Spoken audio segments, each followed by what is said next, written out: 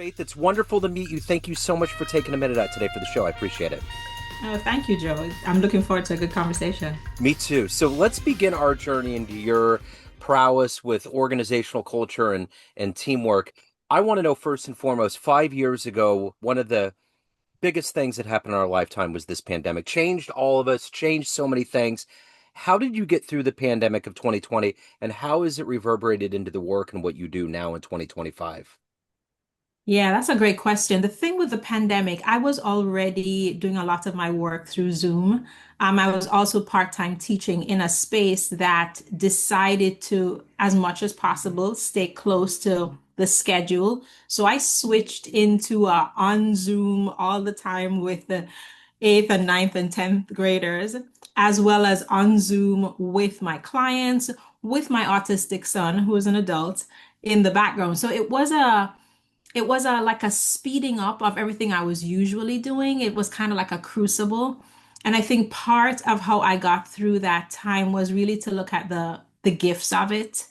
There was just an intense togethering that happened in my family. We went on walks just as a way to reorganize ourselves. In my classes, I gave everybody a mandatory 10 minutes movement, go jump on the trampoline, go walk outside.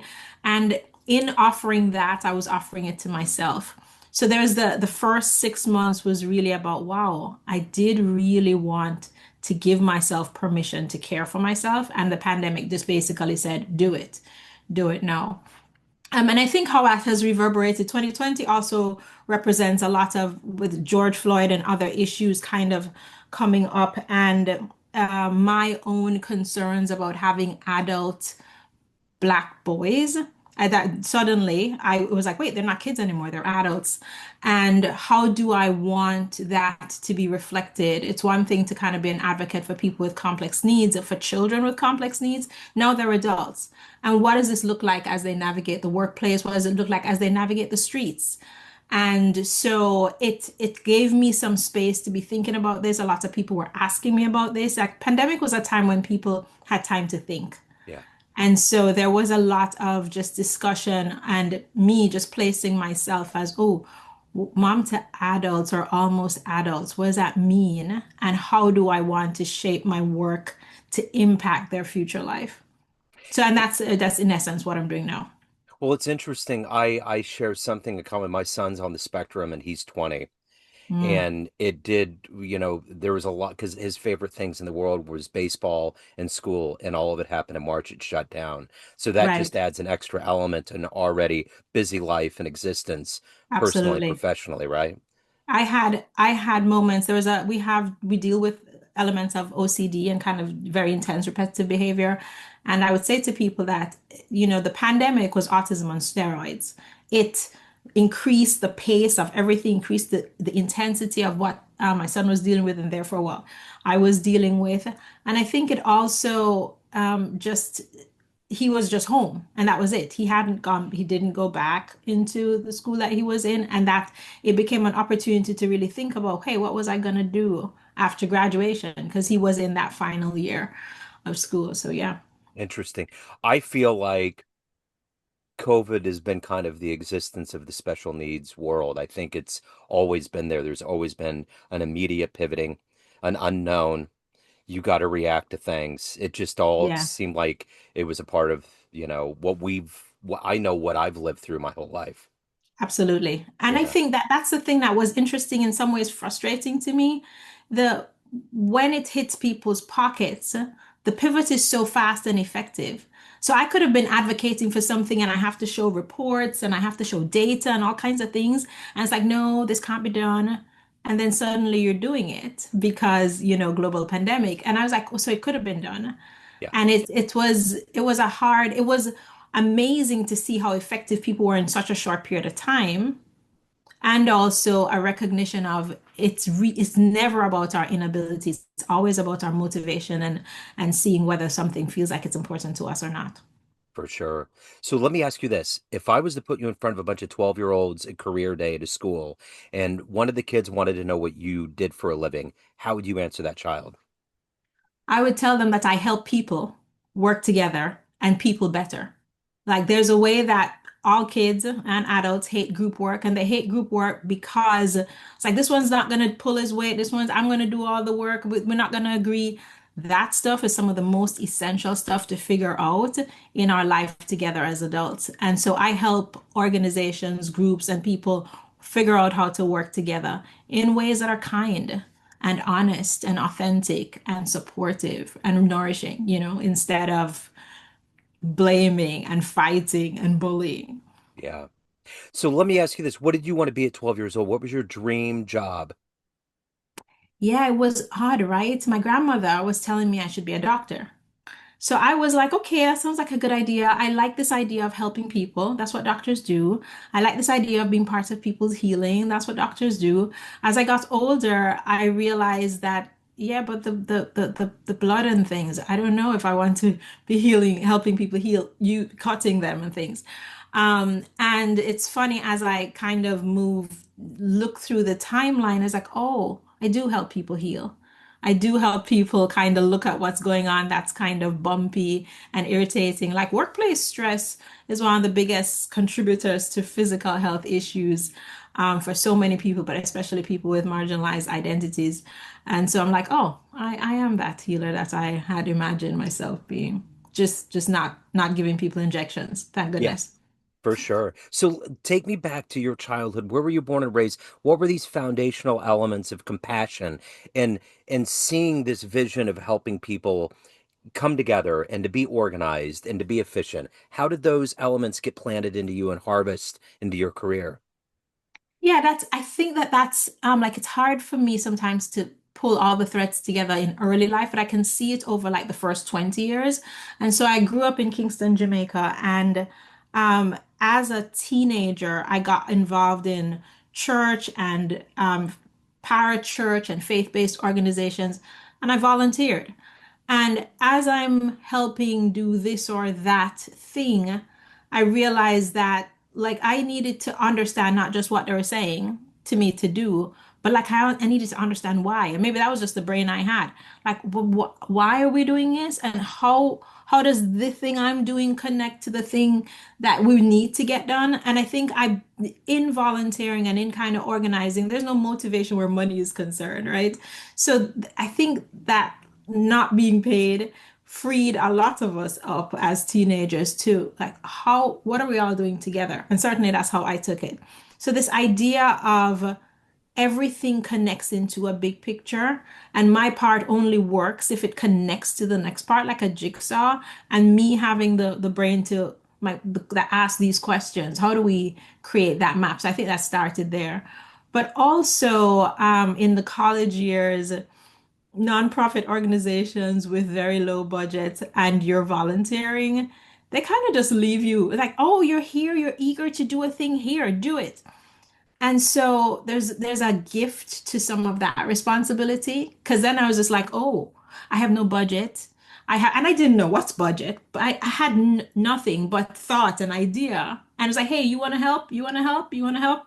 And then, so how do we raise this money? So how do we get this stuff done? And I think a lot of how do we use the resources we do have, which is the staff and the nonprofit? And I think a lot of those early years of the power to execute was really helpful to me. In this is before grad school, so that's I think a lot of where some of the initial places. I think a lot of my strategic thinking. The first camp I ran, and 40 kids, and I'm like, wait, so what are we doing? We need speakers. What a theme? We need a theme. What's the main theme? And the instructional designer, learning designer that was really just emerging came out. And I was like, oh, so we can connect the major theme into micro themes and give everybody an objective. And just what's the way to map this out so that we have it's like opening curtain and closing curtain and we have a sequence. And I think a lot of those experiences were really foundational for me. So who's been a hero for you? Who's been an inspirational force that's allowed you to become who you are today? I would say my mother and my grandmother. Both women just executed, I would say, just powerful, like gangster, like with no resources at all. And at the time, I wouldn't have said that. I didn't know that there were no resources. They just They just were people who got stuff done. And now, as an adult, there's a way that as a kid, you're just experiencing it. As an adult, I can look at it and I was like, you were carrying a basket. You were carrying water in a basket. How did you get this water to the top of this hill? And so often my mother who's not, both women are no longer with us on the side. And I think about my mother's really deep kindness, just having working two jobs and yet going to help one of my friends to get to work on time the next morning. And so that just kind of the above and beyond that my mother had, and my grandmother's just any two things could come together to meet the need that was in front of her. And she was like, okay, what do we have? And then she built that bridge between two ideas. And so that those two. So let me ask you this. If you could meet anybody alive on the planet right now that you find fascinating or inspirational that might help you on your journey, who would you love to meet and talk to? I think John Powell right now. John Powell is the director, I think, of the Othering and Belonging Institute in Berkeley, California. And when I hear him speak just about his personal or the organization's philosophy, and one of the things he talks about a lot is the problem we have on the planet now is othering, that we've just learned how to treat people as them. And so we have the us's and the thems, and how much bridge building is what's needed. And I'd love to, because he also talks about it like it's a spiritual practice. And I fundamentally believe, as I work in organizations, that this is not the kind of thing, shifting how we care for each other as human beings, shifting how we treat each other in the workplace isn't something that we can shift by policy. I under knows is a training isn't going to do it. The thing that causes us to be attentive to our micro behaviors and change them, there's personal motivation and heart. And so John's attachment connection to this work, I'd be curious about just what brought him here over the course of his long history in advocacy and on the legal side of things and in academia. I enjoy research, and it's sometimes hard to the bridge between research and practice is such a it's often not there. Yeah. And his organization is actively researching and practicing and being in community. And I'm just like, yeah, how are we doing that? That's lovely. So what is the motivation for you every day to get up to do this work that you do and to also nurture your soul and your life? How does all of that come together at a high level for you? One of the things that I learned just before the pandemic, I think it would, it would be something, yeah, being a parent of a kid with autism did that. You run out of energy when the kid is about 7, 8. Like you hit it running, like I'm gonna, and you run out of, I did run out of energy. So the first thing that hit me is that if I don't care for myself, the whole thing falls apart. I am so foundational to my son's life that I have to kind of be in top form. And I think I've taken that practice of including myself for the sake of others. So one of my phrases is for the sake of whom. And then I think about my kids, and I think about representing my mother and grandmother, but also I think about the generations ahead.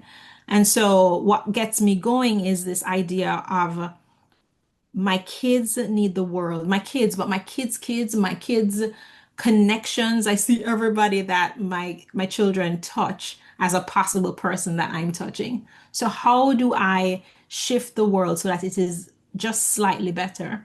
And in terms of including myself in that, it's like if I don't care for myself, then it breaks the authenticity, it breaks the purity of the work in some ways. And when I say purity, I just mean we cannot include in others what we can't include in ourselves. So my own care for myself, my own healing of myself is the thing that's the medicine in the work I do with other people.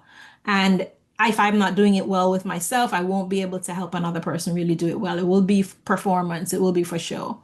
And so that kind of keeps it tight for me. And I try in my work to be I stay present to myself as of today. And so when I'm talking about a particular topic, I'm usually using examples from my own work with myself or the teams that I personally am responsible for, and my own vulnerability and my own biases and my own stuff because I'm like, this is active present work right now. Yeah. Anybody who thinks they've mastered it, yeah, you're part of the problem. And Yeah. so So let me ask you this. If you had a dream tonight, and ran into a young version of you, say 18 years old, ready to go out into the world, and you can give that version of you a piece of advice based on this life you've lived, the wisdom you've accumulated, what advice would you give? I think the 18-year-old version of myself was on this path and didn't know it. And so I would reassure her that you're doing good. There's a way that 18-year-old me was just like, so what am I gonna do? I was like, "Oh, maybe I'm gonna teach since I'm not gonna be in medicine." But just to assure her that the things that you actually do aren't the main thing. They are just, it's almost like it's the busy work in the middle of the main thing. So just relax. There is no wrong choice about teaching here or doing this here or writing some code, which I did there. There is no wrong choice because in the middle of all of it, what you're learning is how to see people really well and how to help those people see themselves and connect with each other really well based on the truth of what they say. So it would be an assurance of, yeah, the small stuff don't matter. Yeah. Yeah. Don't worry about that. I totally get it. So, if you were to be in front of a room of people that know you in a business sense, clients, colleagues, everyone that you've worked with, and you could go to a podium in front of that room and tell them one fun story about you, maybe the first concert you went to, jumping out of an airplane, a really magical place you traveled to, just a fun story, what would you tell that room?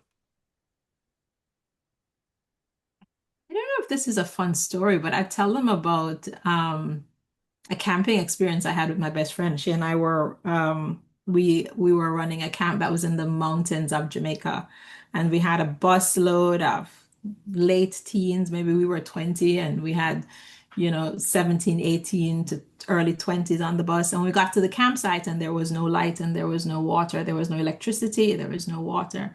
There was no water because the well required electricity. And it was we are miles from anywhere. We have food to put in the freezer. And it was just that moment of us looking at each other and we're like, okay, what are we gonna do? And we just like, okay, we need buckets, you all who can get into the well, let's get the water from the well. It was so outside of our own personal experience, but we were so removed from everything else. And now the two of us look at that and like, oh my goodness, look at that. We had a whole 1 week. Power came back when 3 days in. We had a whole week of amazing fun with trying to help people. How do we have a shot? We thought we were going to be dealing with high philosophical issues, but instead it was, how do we have a shower? And what do we do with the food? And how do we make it not spoil? And how it was, but it was, I wouldn't have signed up for the experience, but it was such an amazing experience. And Yeah, so the two of us in the middle of a session, some speaker was speaking and somebody came to us and was just like, so the toilets don't work and somebody didn't realize. And so I'm like, oh Jesus, okay, excuse us. So it was just this real life without at 20 we didn't it wasn't something that felt like it would matter in our long-term lives. And I think that made it an opportunity to just solve it in a moment. And we did. that's wonderful. What a great story. So, let me ask you this. Having a son with autism, it changes the way that you view this world inextricably in a lot of different ways that's hard to explain to others. But what has been the best part of raising a son that requires that much attention? How have you grown? How have you appreciated this world in a different way? Yeah, I remember the first time we spent years in a play-based therapy at home. And I remember the first time I stopped focusing on fixing and just was like, what are you doing lying down on this ground staring at the ceiling? Why don't I lie down on this ground beside you, stare at the ceiling? And I was like, wait, you can really feel the weight of like gravity if you're lying on the ground staring at the ceiling. Oh, and you can hear the train like 10 blocks away. And there was a way that just stopping the trying to get you to be like tuned me into things that I was just not paying attention to at all. And it was like a wonder and an awe. I began to understand my own body as a sensory entity and my own sensory sensitivities and how that shaped me in a lot of ways. And so it became an eyes wide open experience. And this question, like it shaped this idea that, how do we want to be with each other as human beings, regardless of how their bodies are showing up? It shifted it helped me realize, yeah, I actually don't respect older people whose bodies aren't working well. And I don't mean that I disrespect them, but I'm not honoring their humanity. Oh my goodness, if somebody is in a wheelchair, it tuned me into how much there was a norm that I honored and respected and then left everything else out. And it helped me to just release some of that, heal some of that, and say, I want to honor humanity regardless of how the person's body is showing up. And I tell people Jaden is mine. My son is Jaden, and he's my Jedi master. He is the one who teaches me about how to be truly human because he helps me let go of these things that I said were not good. I'm just like, what do I mean not good?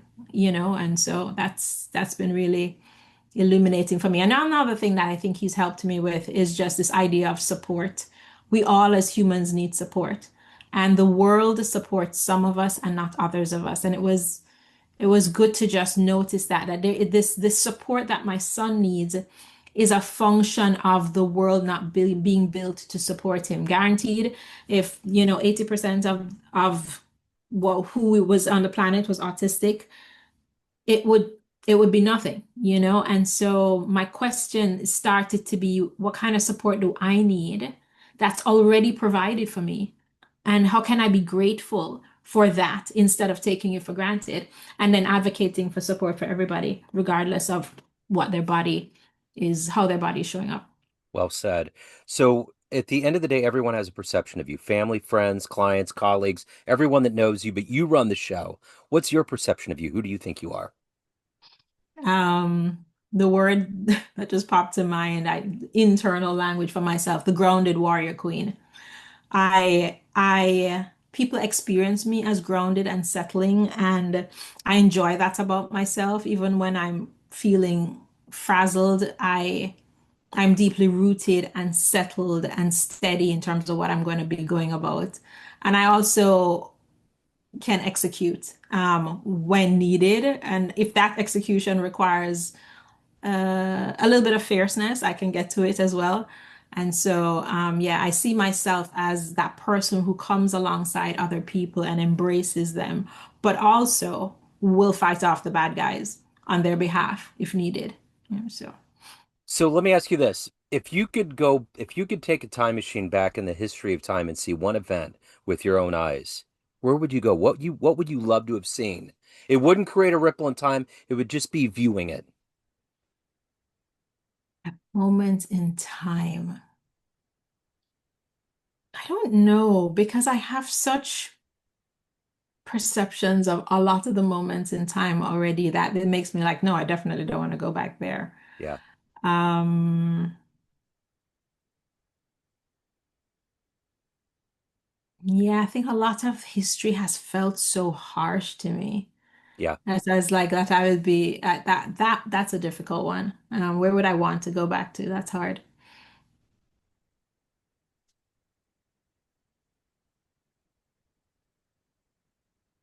It could be before colonizers went to the Caribbean.